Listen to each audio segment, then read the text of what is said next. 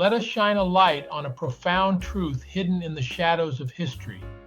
Anglo-Saxon jurisprudence and English law say, a void act does not become good or valid with the passage of time. In Rooke's case in 1598, the English court underscored this legal principle, declaring, void legislative acts carried no legal force, no change in legal condition, and required restoration to the status quo ante.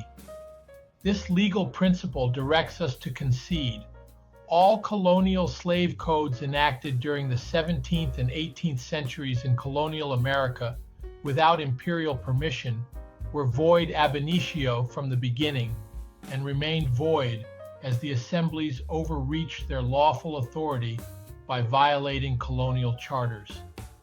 During colonial times, colonial assemblies served as the lower houses of colonial legislatures. And without formal approval from the British imperial government, the upper house of the legislature, these assemblies could not unilaterally pass a colonial slave code or any law. Further, as colonial assemblies did not have permission from the imperial government, the practice of colonial slavery was only a de facto condition, not legally authorized. Within this framework, children born to black colonial mothers were enslaved at birth, creating an extra-legal system of generational bondage that deprived colonial-born black individuals of their liberty and legal protections.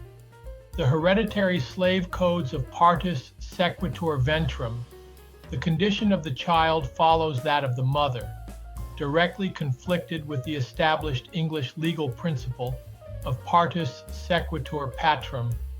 The condition of the child follows that of the father, and they also violated the English Bill of Rights.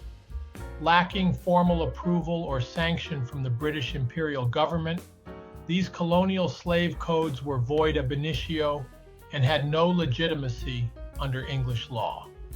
Thus, under English law, black individuals born in the American colonies were legally free British colonials when the Founding Fathers declared independence in July 1776.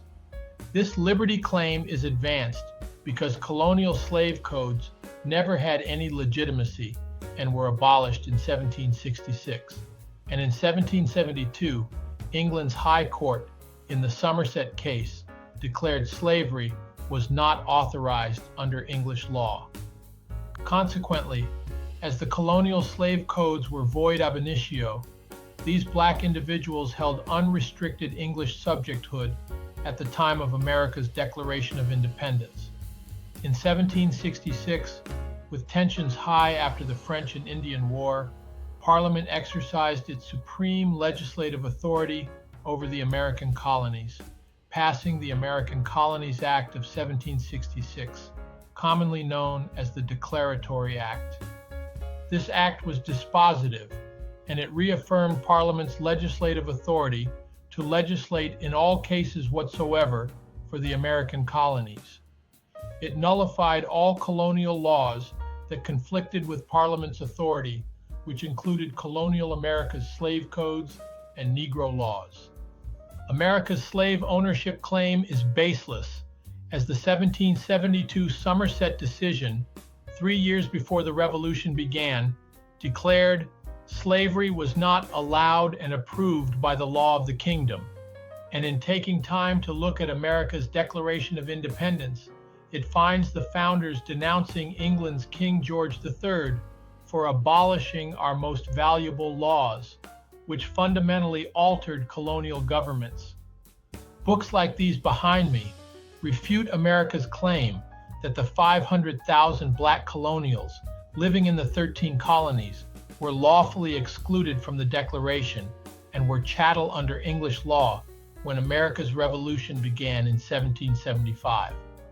May we move forward with a deeper understanding and a commitment to justice for all, rooted in this truth, honoring those who came before, and carrying forward the promise of liberty that was theirs by right.